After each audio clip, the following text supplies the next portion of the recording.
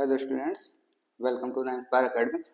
तो हम लोग लास्ट क्लास में हेरिडिटी में पढ़ रहे थे। मोनोहाइब्रिड क्रॉस हमने कर लिया था पूरी तरह से, है ना, कम्प्लीटली। और उसके बाद डाईहाइब्रिड क्रॉस, और उसके बाद जो मेंडल्स के जो लॉज हैं, लॉज ऑफ डोमिनेंस या फिर law of segregation and law of independent assortment, इनके बारे में हम लोगों ने सब कुछ पढ़ लिया था, है ना। वो आप लोग क्लास अटेंड कर लेना। उसके बाद हम लोग आगे चलते हैं। आज हम करने वाले हैं how do traits get expressed. Okay, तो यानी कि हम बोल सकते हो ट्रेड्स होते हैं, जैसे कैपिटल टी स्मॉल टी की अगर हम बात कर रहे थे, तो वो एक्सप्रेस अपने आप को कैसे करते हैं, है ना। तो वो उसके बारे में हम लोग बात करेंगे आज। ओके, समझते हैं हम सबसे पहले इसमें हमारे पास क्या क्या पॉइंट्स हैं, है ना। इसके बाद हम समझेंगे कि कैसे एक्सप्रेस कर रहे हैं ट्रेड्स। तो सबसे पहले अगर हम देखें तो cellular DNA is the information source for making proteins in the cells. यानी कि जो सेलुलर डीएनए होगा, यानी कि डीएनए कहाँ प्रेजेंट होता है? सेल के न्यूक्लियस में। उसमें क्या होता है? इंफॉर्मेशन का सोर्स होता है एक तरह से, जो कि मेक मतलब प्रोटीन का फॉर्मेशन करवाने के लिए पूरी तरह से रिस्पॉन्सिबल होता है। ओके, तो ये हम बोल सकते हैं कि जो सेलुलर डीएनए वो क्या होता है? इंफॉर्मेशन देता है सोर्स को कि जो प्रोटीन है वो किस टाइप का बनेगा। उसके बाद होता है क्या? A part of DNA that provide information for one particular protein is called a gene. Okay, तो जो पार्ट हम बोलेंगे डीएनए का क्या देगा? इंफॉर्मेशन प्रोवाइड करेगा, उसको हम बोलेंगे जीन। तो जीन की डेफिनेशन क्लियर हो गई होगी। देखो, a part of DNA that provides information for one particular protein is called a gene for that protein. Okay, तो ये पूरी हमारे पास क्या हो जाती है? यहाँ से ये जीन की डेफिनेशन हो गई हमारे, है ना। अब इसके बाद हम एग्जांपल्स के थ्रू समझे क्या है हमारे पास। एग्जांपल देखो, जैसे कि height of A plant depends upon growth hormone, है ना। तो ये प्लांट के हाइट जो होती है वो ग्रोथ हार्मोन पे हम लोग ऑलरेडी डिस्कस कर चुके हैं इसके बारे में। ग्रोथ हार्मोन क्या होता है? प्लांट की ग्रोथ या फिर प्लांट या फिर हम अगर अपनी भी बात करें ह्यूमंस की भी, तो ह्यूमंस में भी ग्रोथ हार्मोन ही कहीं ना कहीं रिस्पॉन्सिबल होता है ना, हाइट के लिए, है ना। ओवरऑल डेवलपमेंट के लिए तो हार्मोन्स ही रिस्पॉन्सिबल होते हैं। तो यहाँ पे भी हम बोल सकते हैं height of a plant depends upon growth hormone. Okay, which in turn is controlled by A gene. यानी कि हम बोल सकते हैं इसके बाद ये जो हार्मोन होगा वो जीन के थ्रू ही कंट्रोल होता है। कैसे होगा? जैसे कि हम बोल सकते हैं कि उसने प्रोटीन को रिलीज किया और एक तरह से जीन्स ही क्या कर रहे हैं? कंट्रोल कर रहे हैं ग्रोथ हार्मोन को या फिर बाकी की सारी चीजों को, है ना। इसके बाद क्या हमारे पास? If the gene is efficient and more growth hormone is secreted the plant will grow tall. यानी कि जितना चाहिए हमें प्लांट के लिए, तो उतना अगर ये सीक्रेशन हुआ प्लांट ग्रोथ हार्मोन का, तो वो प्लांट जो है वो ग्रोथ आराम से कर जाएगा और प्लांट का साइज भी हम बोल सकते हैं टॉल होगा। ओके, इसके बाद अगर हम देखें the plant if the gene gets altered and less hormone is secreted then the plant will remain short। Okay, तो दो टाइप के हमने देखे थे। अगर हम बात करें किसकी? कैपिटल टी और स्मॉल टी की, है ना। तो इसमें जो टी वाले थे, मतलब कैपिटल टी वाले, इसमें क्या हो रहा था हमारे पास कि एक तरह से हमने क्या देखा था? ये वाले थे हमारे पास लॉन्ग वाले, या फिर हम बोल सकते हैं जो फुल लेंथ वाले टॉल प्लांट्स थे, और ये हम देख रहे थे कि शॉर्ट वाले थे ना, स्मॉल टी वाले। तो इस तरह से हम लोग समझ सकते हैं इसमें कि किस टाइप का जीन उसमें प्रेजेंट है और हार्मोन्स कैसे उसने रिलीज करवाए ना, ग्रोथ हार्मोन कितना सीक्रेशन करवाया, तो उसी के अकॉर्डिंगली ये जो वो ग्रोथ होगी प्लांट में वो देखने को मिलती है ना। इसके बाद अगर हम देखें 10 जीन कंट्रोल्ड कैरेक्टरिस्टिक्स और ट्रेड्स। ओके, यानी कि जो जीन्स होंगे वही ट्रेड्स को कंट्रोल करेंगे। ओके, तो हम समझ सकते हैं जो हमारा क्वेश्चन था how do traits gets expressed, तो ये हमारा जो क्वेश्चन है उसका आंसर हमें ऐसे मिल गया। ओके, अब इसके बाद हम चलते हैं genes work in pair. Okay, तो जीन जो होते हैं वो पेयरिंग में वर्क करते हैं। कैसे पेयरिंग में वर्क करेंगे? देखो, अगर हम बात करें क्रोमोसोम पेयर्स की बात करते हैं ना, तो ये क्या रहते हैं? एक तरह से पेयरिंग में रहते हैं ना।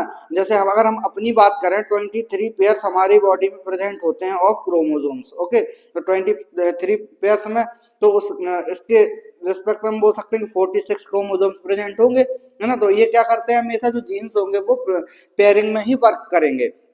ओके, तो अब हम देखते हैं जो क्रोमोसोम्स के पेयर हैं। सबसे पहले अगर हम इधर वाला देखें, ये वाला है ना, तो इसमें और इसमें दोनों में डिफरेंस नहीं होगा ज्यादा, लेकिन हम यहाँ पे हम इस चीज को ऐसे समझ सकते हैं क्या कि इसका एक जीन, ओके, ये क्या हमारे पास एक इसका जीन जो था वो था टॉलनेस के लिए। ओके, और इसका जो जीन था वो किसके लिए था, ड्वार्फनेस। ओके, यहाँ पर हम बोल सकते हैं जो प्लांट की लेंथ है उसको कम रखने के लिए, तो ये प्लांट के लिए हम बोल सकते हैं क्या होगा, ये डॉर्फ होगा यानी कि स्मॉल टी, और इस साइड हमने क्या कर दिया कि जीन फॉर टॉलनेस, ये हो गया हमारे पास कैपिटल टी। जब इन दोनों ने क्या किया, एक तरह से सेक्सुअल रिप्रोडक्शन में पार्टिसिपेट किया, और उसके बाद जब फॉर्मेशन होगा एक तरह से कैपिटल टी स्मॉल टी का।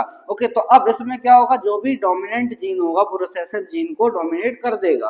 ओके, तो उसकी वजह से क्या होगा, जो कैपिटल टी वाला है वो अपने जो कैरेक्टरिस्टिक्स हैं वो शो करेगा। ओके, लेकिन हम इस यहाँ से हमें समझने के लिए क्या चीज देखने को मिलती है कि genes work in pairs. Okay, तो जीन क्या करते हैं, पेयरिंग में वर्क करते हैं। अब इसके बाद हम इसकी जो थ्योरी या पॉइंट्स हैं जो वो भी समझ लेते हैं क्या होगा। तो the progeny inherits two genes और a pair of gene for each trait from its parents, but the trait shown by the progeny depends on which inherited gene is dominant of the two। यानी कि हम बोल सकते हैं due to dominant T gene क्या हो रहा है यहाँ पे कि कैपिटल टी वाले ने जो रिसेसिव वाला था हमारे पास डॉर्फ पी प्लांट, तो उसको क्या कर दिया, एक तरह से डोमिनेट कर दिया और अपने कैरेक्टरिस्टिक्स दिखा दिए, मतलब अपने कैरेक्टर्स तो दिखा दिए, लेकिन जो डॉर्फनेस था यानी कि जो स्मॉल टी वाला प्लांट था उसने अपने कैरेक्टरिस्टिक्स नहीं दिखा पाए। क्यों नहीं दिखा पाए, क्योंकि वो बोल सकते हैं क्या होगा, क्योंकि ये रिसेसिव जीन है। ओके, तो इस टाइप से हम इसको समझ सकते हैं कि जो जीन होंगे वो पेयरिंग में वर्क करते हैं, और पेयरिंग में वर्क करने के अलावा जो भी डोमिनेंट जीन होगा ये हम लॉ ऑफ डोमिनेंस में भी ऑलरेडी देख चुके हैं। ओके, तो ये हम बोल सकते हैं कि जो डोमिनेंट जीन होगा वो अपने क्या करेगा, अपने जो कैरेक्टरिस्टिक्स हैं वो उसको शो करेगा। ओके, और रिसेसिव वाले के जो कैरेक्टरिस्टिक्स फीचर्स हैं वो उसको बोल सकते हैं ओवरपास कर देगा। ओके, अब इसके बाद हम देखते हैं how do jeans control the characteristics, या फिर ट्रेट्स की बात करें तो कैसे ये कंट्रोल करेगा, है ना। तो इसके बाद अगर हम समझे इसमें, तो a gene is the secret section of DNA on the chromosome which codes the formation of a protein controlling a specific characteristics called tallness, यानी कि एक tallness के लिए रिस्पॉन्सिबल होता है। now the gene for tallness will give the instruction to the plant cell to make a lot of plant growth hormone, यानी कि growth hormone को क्या करेगा, एक तरह से रिलीज करवाने के लिए इंडिकेशन दे देगा या फिर इंस्ट्रक्शंस दे देगा, रिलीज करो भाई, तुम्हें क्या करना है, प्लांट को ग्रोथ करवाना है इसके लिए, है ना। And due to the formation of excess of plant growth hormone the plant will grow too much and hence become tall, यानी कि टॉल करने के लिए क्या होगा, इसमें हार्मोन्स का सीक्रेशन काफी ज्यादा हो जाएगा, उसकी वजह से टॉल हो जाएगा। अब अगर हम दूसरी बात करें तो on the other hand if the plant has the gene set for the dwarfness, और हम देख सकते हैं less plant growth hormones will be produce due to which the plant will grow less. Okay, यानी कि हम बोल सकते हैं इसमें क्या होगा, अगर डॉर्फनेस वाली जीन्स प्रेजेंट है किसी भी प्लांट में तो वो प्लांट लेस ग्रोथ हार्मोन को रिलीज करवाएगा या फिर सीक्रेशन करवाएगा, तो उसकी वजह से क्या देखने को मिलेगा हमें कि जो प्लांट का साइज है या हाइट है उसकी वो कम रह जाएगी, यानी कि हम बोल सकते हैं रिमेन्स, जो प्लांट होगा वो remains short and hence become a dwarf plant. Okay, तो ड्वार्फ प्लांट ये बन जाएगा। इसके बाद अगर हम देखें just like plants the characteristics और ट्रेट्स इन एनिमल्स और also in human beings, okay, also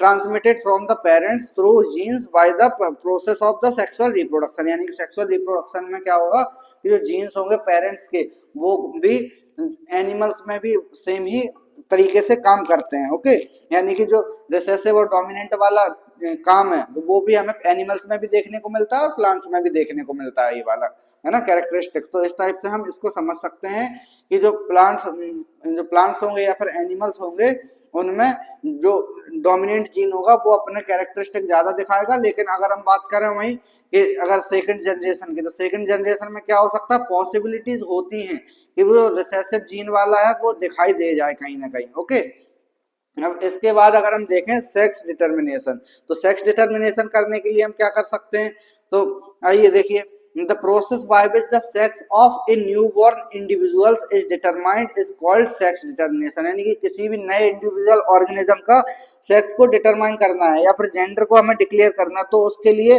हम क्या करते हैं, सेक्स डिटर्मिनेशन करते हैं। और जिस प्रोसेस का यूज करते हैं हम उसे हम बोल देंगे क्या, सेक्स डिटर्मिनेशन प्रोसेस। ओके, अब इसके लिए दो फैक्टर्स काम में आते हैं। दो फैक्टर्स कैसे, जैसे factor determining sex determination. Okay, तो जो कि हम बोल सकते हैं पहला जो होगा हमारे पास नॉन जेनेटिकली और दूसरा होगा हमारे पास जेनेटिकली, है ना। तो जेनेटिकली क्या होता है वो ज्यादा इजी, पहले बता देता हूँ मैं। तो जेनेटिकली क्या होगा, in humans genes inherited from parents decide the sex of the offsprings. Okay, यानी कि हम बोल सकते हैं जो जेनेटिकली होंगे वो एक तरह से जो पेरेंट्स होंगे उनसे ही जो सेक्स होगा वो डिटरमाइन हो जाएगा। और अगर हम वही बात करें नॉन जेनेटिकली, तो नॉन जेनेटिकली कैसे होंगे, जैसे अगर हम देखें तो इन्वायरमेंट के थ्रू हो गया, है ना। तो इन्वायरमेंट के थ्रू इसमें सेक्स का डिटर्मिनेशन होगा, तो इन्वायरमेंटल क्यूज हम बोल सकते हैं इसको।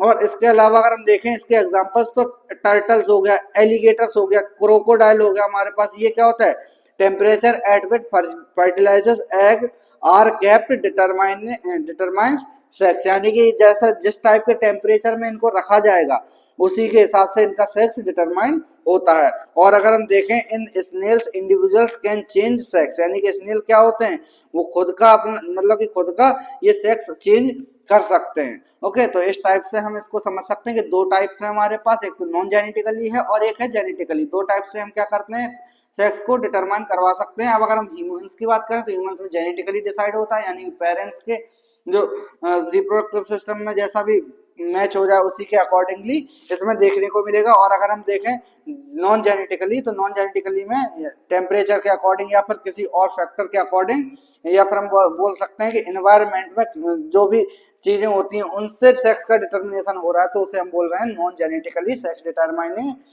फैक्टर। ओके, अब इसके बाद अगर हम बात करें सेक्स डिटर्मिनेशन इन ह्यूमंस, तो सेक्स अगर हम डिटरमाइन करने का ट्राई करते हैं इसमें तो ह्यूमंस में कैसे करेंगे, देखो in humans sex of the child depends on the father और we can say the male gamete that fuses with the female gamete. अब ऐसा क्यों हम बोल रहे हैं, आगे आगे पढ़ते हैं तब समझ में आएगा। देखो, है ना, कि जो ह्यूमंस में होते हैं मेल्स, तो मेल्स ही सेक्स को डिटरमाइन करते हैं किसी भी न्यूबॉर्न बेबी का। ओके, तो ऐसा हम क्यों बोल रहे हैं, देखो इसलिए बोल रहे हैं, समझते हैं। Humans possess 23 pairs of chromosome out of which one pair comprises the sex chromosome. Okay, यानी कि जिस 23 पेयर्स होते हैं ह्यूमंस में, है ना, क्रोमोसोम्स के, जिसमें कि एक जीन होगा या फिर हम बोल सकते हैं एक पेयर होगा क्रोमोसोम का जो कि डिटरमाइन करता है सेक्स को।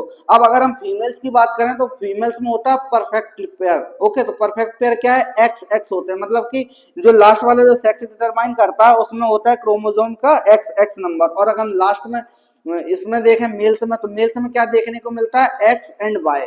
तो इस यही रीजन होता है क्या कि एक्स, अगर एक्स से एक्स का मीटिंग हुआ तो क्या देखने को मिलेगा हमें, फीमेल। और अगर एक्स से वाई का मीटिंग हो गया तब क्या देखने को मिल जाएगा हमें, मेल, है ना। तो इसलिए हम बोल रहे हैं इसको कि ह्यूमंस में जो मेल होता है, मेल गैमीट होता है, वही सेक्स को डिटरमाइन करता है। ओके, तो जो एक्स एक्स इन फीमेल्स देखने को मिलता है वो क्या होगा, परफेक्ट पेयर होता है। और अगर एक्स वाई की बात करें तो ये मिसमैच्ड पेयर हम बोलेंगे। ओके, इसके बाद अगर हम देखें at the time of fertilisation the egg cell fuses with sperm resulting in the formation of the zygote. Okay, तो जाइगोट का फॉर्मेशन हो जाता है जब भी ये फर्टिलाइजेशन के प्रोसेस होती है उसके बाद ही। ओके, अब इसमें हम देखते हैं ड्यूरिंग फर्टिलाइजेशन क्या क्या देखने को मिलता है हमें। If the egg cells carrying x chromosome fuses with the female gametes carrying x chromosome the offspring would be a girl.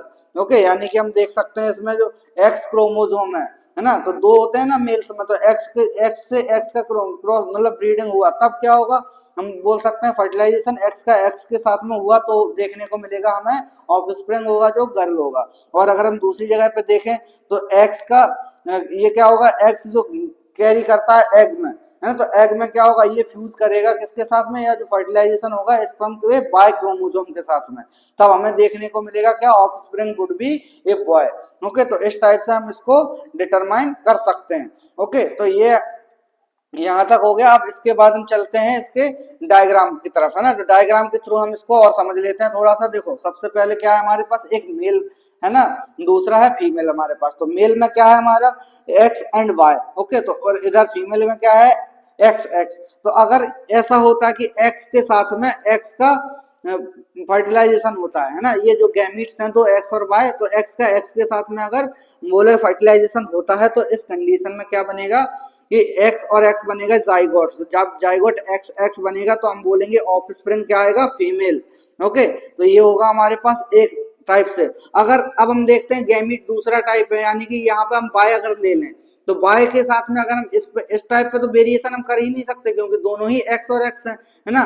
तो इसको हम समझ लेते हैं कैसे होगा कि जो एक्स है कोई सा भी एक एक्स इससे फर्टिलाइज हो सकता है एग के, मतलब इसमें क्या होता है ये हम बोल सकते हैं एग सेल, और ये क्या होता है हमारा स्पर्म कैरी करता है। ओके, तो स्पर्म जो है वो एक्स और वाई दोनों कैरी कर सकता है, लेकिन एक स्पर्म सिर्फ एक ही गैमीट को रखता है अपने पास। और अगर हम वही फीमेल्स की बात करें तो फीमेल्स में एक्स और एक्स को ओवम या फिर हम बोल सकते हैं एग्स जो होती हैं एग सेल जो कि रखते हैं अपने पास। अब ये जब फर्टिलाइजेशन होगा तो हमें क्या देखने को मिलेगा, जो जाइगोट होगा वो एक्स वाई टाइप का बनेगा और जो ऑफस्प्रिंग होगा हमारा वो मेल होगा। ओके, तो इस टाइप से हम ये भी बोल सकते हैं कि जो मेल होंगे वो सेक्स डिटरमाइन करते हैं किसी भी ह्यूमंस में। ओके, तो आज हमने एक समझ लिया पूरा अपना हेरिडिटी कैसे होता है और सेक्स डिटर्मिनेशन भी कर लिया। अगर कोई क्वेश्चन हो इससे रिलेटेड तो कमेंट बॉक्स में आप लोग लिख सकते हैं। इसके अलावा स्क्रीन पे एक नंबर आ जाएगा, उस पर भी आप मतलब व्हाट्सअप कर सकते हैं, है ना। तो आज हम लोग इस क्लास को यहीं तक रखते हैं, नेक्स्ट क्लास में हम मिलते हैं किसी नए चैप्टर के साथ में। तब तक के लिए thanks for watching, like share and subscribe, bye bye.